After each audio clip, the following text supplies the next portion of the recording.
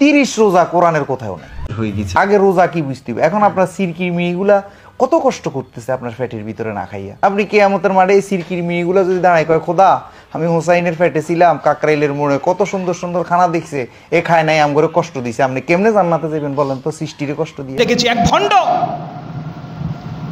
ভণ্ড আপনার ওই দিকে দক্ষিণাঞ্চলের, বেশি না কুমিল্লা জেলাধীনে দক্ষিণাঞ্চলে নেই, এই অসভ্যর নামটাও মুখে নিতে চাই না।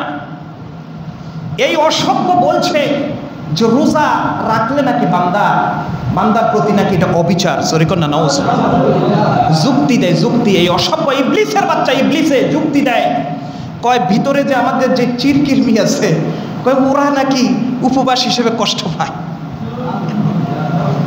কয় আপনি যে খাইলেন না, না খাওয়ার কারণে যে আপনি খানা ত্যাগ করলেন, খাবার যে ত্যাগ করলেন, এই ত্যাগের কারণে নাকি আপনার ভিতরের মধ্যে ওই যে খাবার যে হজম করার জন্য আপনার কিট আছে না, আল্লাহ ভিতরে দিয়ে দিচ্ছেন না পাকস্থলিতে, এই কিটগুলা নাকি এগুলা নাকি উপবাস থাকে, এগুলা নাকি খুব কষ্ট পায়।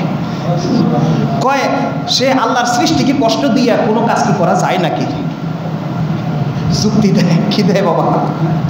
যুক্তি দেয়। হায় হায় হায়, তার ব্রেনটার মধ্যে ইবলিসে প্রস্রাব করেছে, ঠিক কিনা বলেন?